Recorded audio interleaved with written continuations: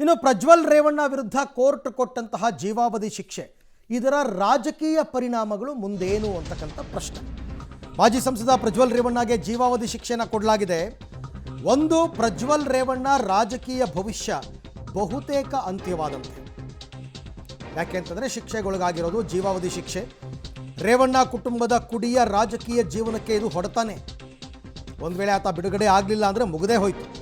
ಇನ್ನು ಜಿಲ್ಲೆ ಹಾಸನ ಜಿಲ್ಲೆ JDSನ ಭದ್ರಕೋಟೆ. ಜಿಲ್ಲೆಯಲ್ಲೂ ಕೂಡ ಪಕ್ಷಕ್ಕೆ ತೀರ್ಪಿನ ಹೊಡೆತ ಬೀಳುತ್ತಾ? ಖಂಡಿತವಾಗಿ ಬೀಳುತ್ತೆ. ಹಾಗೆ ನೋಡೋಕೆ ಹೋದರೆ ಕಳೆದ ಚುನಾವಣೆಯಲ್ಲೇ ಸ್ವಲ್ಪ ಗ್ರಿಪ್ಪನ್ನು ಕಳ್ಕೊಂಡ್ರು JDS ಅವರು. ರೇವಣ್ಣ ಗೆದ್ದಿದ್ದು ಬಿಟ್ಟರೆ ಕಾಂಗ್ರೆಸ್ ಅವರು ಗೆದ್ದರು. MP ಎಲೆಕ್ಷನ್ನಲ್ಲೇ ಪ್ರಜ್ವಲ್ ರೇವಣ್ಣ ಸೋತಿದ್ದು ಕಳೆದ ಬಾರಿ. ಅಸೆಂಬ್ಲಿ ಎಲೆಕ್ಷನಲ್ಲೂ ಅಷ್ಟೇ ಹೊಳೆ ನರಸೀಪುರದಲ್ಲಿ ರೇವಣ್ಣ ಗೆದ್ದಿದ್ದು ಬಿಟ್ಟರೆ JDS ಸ್ವಲ್ಪ ಗ್ರಿಪ್ ಕಳ್ಕೊಂಡಿದೆ ಹಾಸನದಲ್ಲಿ. ರೇವಣ್ಣನು ಸ್ಮಾಲ್ ಮಾರ್ಜಿನ್ ಗೆದ್ದಿದ್ದು. ಸೊ ಹಾಗಾಗಿ ಕಷ್ಟ, ಇನ್ನು ಮುಂದಕ್ಕೆ ಸ್ವಲ್ಪ ಕಷ್ಟ ಅಂತಕ್ಕಂಥದ್ದು. ಸ್ವರೂಪ್ ಗೆದ್ದಿದ್ದಾರೆ ಹಾಸನ್ ಟೌನಲ್ಲಿ. ಹೀಗೆ ಈ ರೇಪಿಸ್ಟ್ ಪ್ರಜ್ವಲ್ ಅವರಿಗೆ ಈಗ ಕೋರ್ಟ್ ಶಿಕ್ಷೆಯನ್ನು ವಿಧಿಸಿ ಆಗಿದೆ. ಇದರ ಪರಿಣಾಮ ರಾಜಕೀಯವಾಗಿ ಏನು ಅನ್ನೋದು ಈಗಿರುವಂತಹ ಪ್ರಶ್ನೆ. ಮೊಮ್ಮಗನಿಗೋಸ್ಕರ ಕ್ಷೇತ್ರವನ್ನು ಬಿಟ್ಟುಕೊಟ್ಟಿದ್ರು ದೇವೇಗೌಡರು. ಹಾಸನದಲ್ಲಿ JDSನ ಉತ್ತರಾಧಿಕಾರಿ ಅಂತಲೇ ಪ್ರಜ್ವಲ್ ಅವರು ಬಿಂಬಿತರಾಗಿದ್ರು. ಅತ್ಯಾಚಾರದ ಪ್ರಕರಣದಲ್ಲಿ ಪ್ರಜ್ವಲ್ಗೆ ಜೀವನ ಪರ್ಯಂತ ಜೈಲು ಶಿಕ್ಷೆಯ ಪ್ರಕಟ ಆಗಿದೆ. ಜಿಲ್ಲೆಯಲ್ಲಿ JDSನ ಭವಿಷ್ಯದ ನಾಯಕತ್ವದ ಮೇಲೆ ಇದರ ಇಂಪ್ಯಾಕ್ಟ್ ಪರಿಣಾಮ ಬೀರುವಂತಹ ಸಾಧ್ಯತೆ ಕೂಡ ಇದೆ. 2019ರ ಚುನಾವಣೆಯಲ್ಲಿ ಹಾಸನವನ್ನು ಬಿಟ್ಟು ತುಮಕೂರಿಗೆ ಬಂದು ಸ್ಪರ್ಧೆ ಮಾಡ್ತಾರೆ ದೇವೇಗೌಡರು. ಹಾಸನದಲ್ಲಿ ಮೊಮ್ಮಗನಿಗೋಸ್ಕರ ಟಿಕೆಟನ್ನು ಕೊಟ್ಟರು, ಗೆದ್ದರು. ಅತಿ ಕಿರಿಯ ಸಂಸದರಾಗಿಯೂ ಕೂಡ ಪ್ರಜ್ವಲ್ ರೇವಣ್ಣ ಹೊರಹೊಮ್ಮಿದ್ರು. ಬಟ್ ಅವರು ಮಾಡಿಕೊಂಡಂತಹ ಸ್ವಯಂಕೃತ ಅಪರಾಧ ಇವತ್ತು ಅವರನ್ನೇ ಗುಂಡಿಗೆ ಬೀಳುವಂತೆ ಮಾಡಿದೆ. ಈಗ ಜೀವಾವಧಿ ಶಿಕ್ಷೆಯನ್ನು ಕೂಡ ಅವರು ಅನುಭವಿಸಬೇಕಾದಂತಹ ಪರಿಸ್ಥಿತಿ ಇದೆ. ಇಂತಹ ಸಂದರ್ಭದಲ್ಲಿ ಹಾಸನದಲ್ಲಿ JDSನ ಕಥೆ ಏನು ಅನ್ನೋದು ಈಗಿರುವಂತಹ ಪ್ರಶ್ನೆ. ಸರ್, ಪ್ರಜ್ವಲ್ ರೇವಣ್ಣ ಅದು ತೀರ್ಪು ಬಂದಿದೆ ಸರ್. ಪ್ರಜ್ವಲ್ ರೇವಣ್ಣ ನ್ಯಾಯಾಲಯಕ್ಕೆ ನಾವೆಲ್ಲ ತಲೆಬಾಗಬೇಕು. ಅದ್ರ ಬಗ್ಗೆ ಏನಂತ ಉತ್ತರ ಕೊಡೋದು? ಆಗಲೇ ನ್ಯಾಯಾಲಯ ತೀರ್ಪು ಕೊಟ್ಟಿದೆ, ಅದಕ್ಕೆ ನಾವೆಲ್ಲ ತಲೆಬಾಗಬೇಕು ಸರ್. ಪ್ರಜ್ವಲ್ ರೇವಣ್ಣ ಅದು ತೀರ್ಪು ಬಂದಿದೆ ಸರ್. ಪ್ರಜ್ವಲ್ ರೇವಣ್ಣ ನ್ಯಾಯಾಲಯಕ್ಕೆ ನಾವೆಲ್ಲ ತಲೆಬಾಗಬೇಕು. ಅದ್ರ ಬಗ್ಗೆ ಏನಂತ ಉತ್ತರ ಕೊಡೋದು? ಆಗಲೇ ನ್ಯಾಯಾಲಯ ತೀರ್ಪು ಕೊಟ್ಟಿದೆ, ಅದಕ್ಕೆ ನಾವೆಲ್ಲ ತಲೆಬಾಗಬೇಕು. ಅತ್ಯಾಚಾರ ಪ್ರಕರಣದಲ್ಲಿ ಮಾಜಿ ಸಂಸದರಿಗೆ ಕೋರ್ಟ್ ಜೀವಾವಧಿ ಶಿಕ್ಷೆ ಪ್ರಕಟ ಮಾಡಿದೆ. ಅದ್ರ ಬಗ್ಗೆ ನಾನೇನು ಮಾತಾಡಲ್ಲ, ಯಾಕೆಂದ್ರೆ ನ್ಯಾಯಾಲಯ ಇದೆ, ಇದಿದೆ, ಅದ್ರ ಬಗ್ಗೆ ನಾನೇನು ಮಾತಾಡಲ್ಲ. ಅತ್ಯಾಚಾರ ಪ್ರಕರಣದಲ್ಲಿ ಮಾಜಿ ಸಂಸದರಿಗೆ ಕೋರ್ಟ್ ಜೀವಾವಧಿ ಶಿಕ್ಷೆ ಪ್ರಕಟ ಮಾಡಿದೆ. ಅದ್ರ ಬಗ್ಗೆ ನಾನೇನು ಮಾತಾಡಲ್ಲ, ಯಾಕೆಂದ್ರೆ ನ್ಯಾಯಾಲಯ ಇದೆ. ಈ ಬಗ್ಗೆ ಮತ್ತಷ್ಟು ಮಾಹಿತಿ ನನ್ನ ಕೊಲೀಗ್ ಮಸೂದ್ ಅವರಿಂದ ಪಡ್ಕೊಳ್ಳೋಣ. ಮಸೂದ್, ನಾನು ಕೇಳ್ತಾ ಇದ್ದೆ, ಇವಾಗ ಶಿಕ್ಷೆ ಕಾನೂನಾತ್ಮಕ ಹೋರಾಟ ಒಂದು ಪಕ್ಕಕ್ಕೆ ಇಡೋಣ.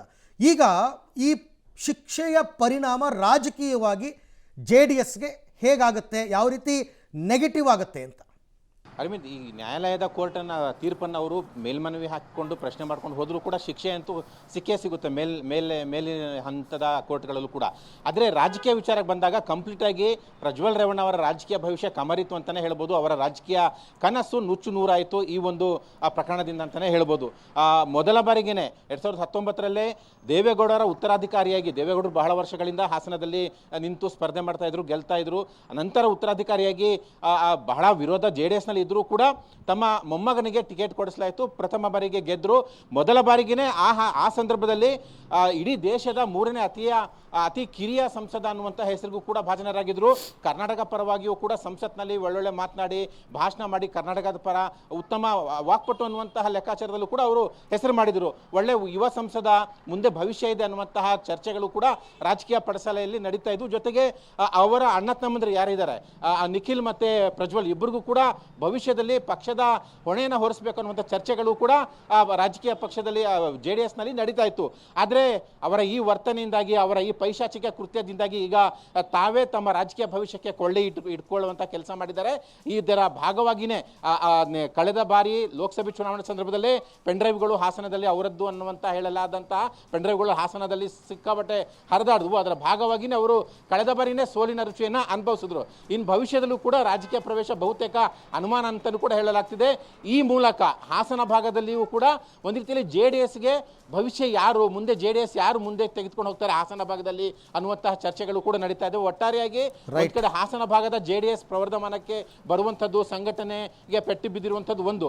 ಇನ್ನೊಂದು ರಾಜಕೀಯ ಏನು ಅವರ ಉತ್ತರಾಧಿಕಾರಿಯಾಗಿ ಪ್ರಜ್ವಲ್ ರೇವಣ್ಣ ಹಾಸನದಲ್ಲಿ ಇದ್ದಿರೋ ಅದು ಕೂಡ ಅವರ ರಾಜಕೀಯ ಭವಿಷ್ಯವು ಕೂಡ ಒಂದು ರೀತಿಯಲ್ಲಿ ನುಚ್ಚುನೂರಾಗಿದೆ. JDSಗೆ ದೊಡ್ಡ ಮಟ್ಟದ ಹಿನ್ನಡೆ ರಾಜಕೀಯವಾಗಿ. Arvind, okay, thank you. ತಮ್ಮೆಲ್ಲ ಮಾಹಿತಿಗೆ ಧನ್ಯವಾದ. ಇದ್ರ ಜೊತೆಗೆ ಕಾಂಗ್ರೆಸ್ನವ್ರಿಗೂ ಕೂಡ ಒಂದು ವಸ್ತ್ರ ಸಿಕ್ಕಂತಾಯ್ತು BJP JDS ವಿರುದ್ಧ ಮಾತನಾಡೋದಕ್ಕೆ.